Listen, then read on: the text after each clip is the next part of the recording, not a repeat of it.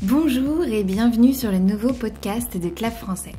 Dans ce podcast destiné aux apprenants de la langue française, nous allons parler cinéma, séries, culture et langue, bien entendu. Ce podcast est également disponible en version écrite avec des notes de vocabulaire pour les personnes inscrites à la newsletter.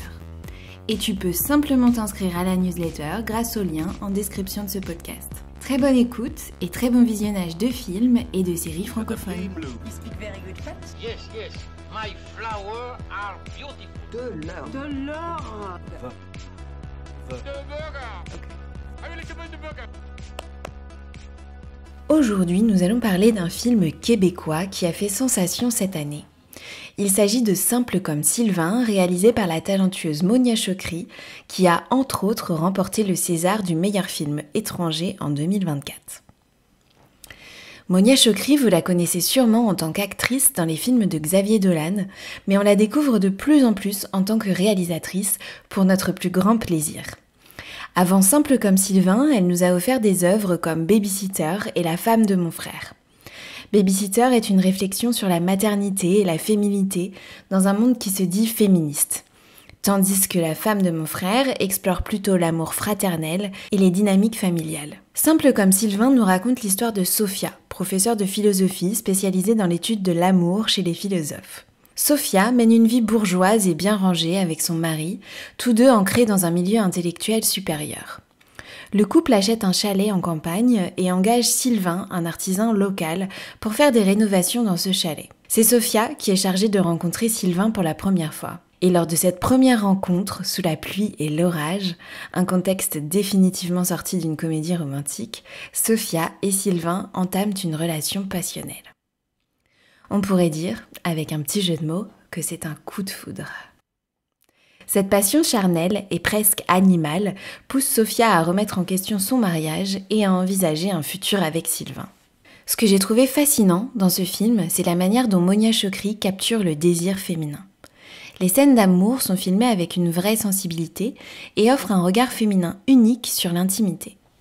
Si vous n'êtes pas familier avec cette notion de regard féminin, je vous recommande le très instructif essai d'Iris Bray, autrice et critique de cinéma française, spécialiste des représentations de genre et des sexualités au cinéma et dans les séries télévisées.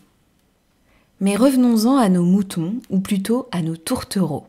L'esthétique pop du film, avec ses décors vintage et ses cadres soigneusement choisis, crée une ambiance visuellement très plaisante. C'est un film très beau, esthétiquement parlant. On y navigue entre les clichés et les classes sociales, on y navigue aussi dans les sentiments et leur manque de logique, on y navigue aussi dans les représentations multiples de couples, et on y reconnaîtra tous des couples qu'on connaît dans ces personnages. J'ai beaucoup aimé ces scènes de repas. En fait, j'adore les scènes de repas dans tous les films. C'est tellement une belle manière de décrire les personnages, les discussions lors d'un repas, surtout si c'est un repas de famille, surtout si on y apporte un élément étranger à la famille. Alors, tout le monde joue le jeu des faux semblants. Comme dans la vraie vie, on enfile son costume de personnage. Les discussions autour d'un repas dans les films français est d'ailleurs une thématique que l'on avait abordée dans le French Film Frenzy Club du mois de février 2024.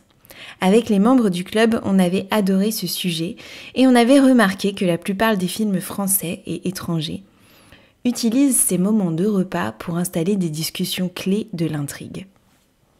Un autre aspect qui m'a plu dans ce film, c'est sa manière de traiter l'adultère. D'ailleurs, ce mot adultère est assez intéressant. Est-ce que adultère, ça veut dire devenir adulte ? Eh bien non, adultère ne vient pas du mot adulte. Il vient du latin adulterare, qui est constitué par la combinaison de ad, vers, et alter, autre, donc qui va vers l'autre.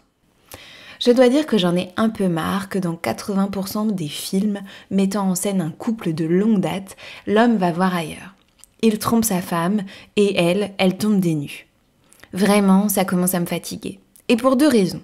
D'abord, pourquoi c'est toujours l'homme qui trompe sa femme avec une autre femme, dont on fait donc une méchante ? Et pourquoi est-ce qu'on doit véhiculer cette image du couple de longue date comme un carcan ? Est-ce qu'on pourrait pas plutôt montrer de l'originalité, de la créativité pour les couples ou d'autres formes de sortie de crise ? Soyons un peu créatifs, s'il vous plaît.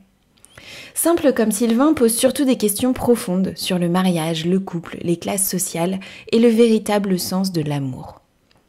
Peut-on vraiment transcender sa classe sociale par amour ?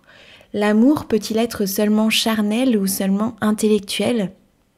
Ces réflexions résonnent particulièrement dans notre époque actuelle et apportent une profondeur inattendue à cette comédie romantique inversée.